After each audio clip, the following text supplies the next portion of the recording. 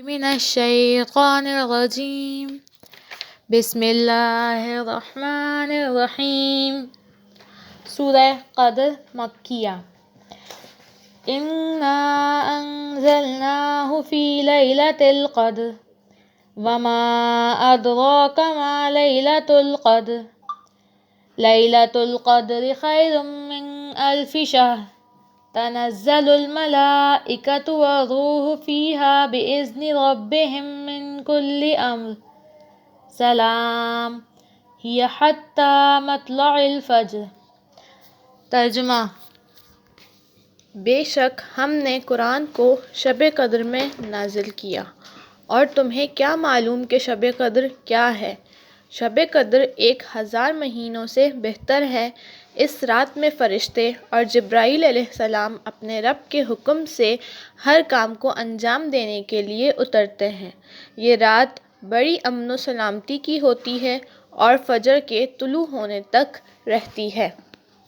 تشریح: ان آیات میں قرآن شریف کا شب قدر میں نزول اور شب قدر کی فضیلت کو بیان کیا جا رہا ہے۔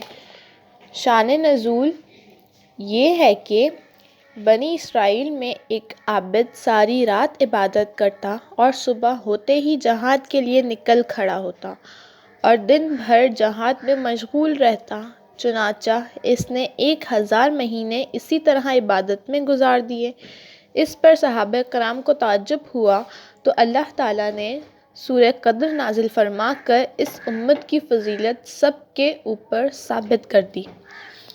انا انزلناہ الغ بے شک ہم نے قرآن کو شب قدر میں اتارا ہے، مطلب یہ ہے کہ پورا قرآن لوح محفوظ سے آسمان دنیا کے بیت عزت پر اس رات میں اتارا گیا، اور پھر بتدریج 23 سال کے عرصے میں پیغمبر صلی اللہ علیہ وسلم پر اتارا، اور پیغمبر صلی اللہ علیہ وآلہ وسلم پر بھی صحیح قول کے مطابق اسی رات میں اتارنا شروع ہوا۔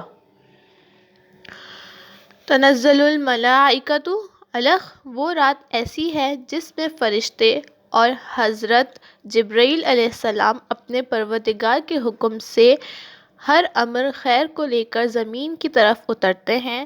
حدیث بہقی میں ہے کہ حضرت انس رضی اللہ عنہ سے مروی ہے کہ شب قدر میں حضرت جبرائیل علیہ السلام فرشتوں کے ایک گروہ کے ساتھ آتے ہیں، اور جس شخص کو قیام و قعود اور ذکر میں مشغول دیکھتے ہیں تو اس پر صلوات بھیجتے ہیں، یعنی اس کے لیے دعائے رحمت کرتے ہیں، اور دوسری روایت میں ہے کہ سلامتی کی دعا کرتے ہیں۔ اسی لیے فرمایا کہ وہ رات سراپا سلام ہے، یعنی یہ رات سلامتی اور خیر ہی خیر ہے، اس میں شر کا نام ہی نہیں، اور امر خیر سے مراد بھی یہی ہے۔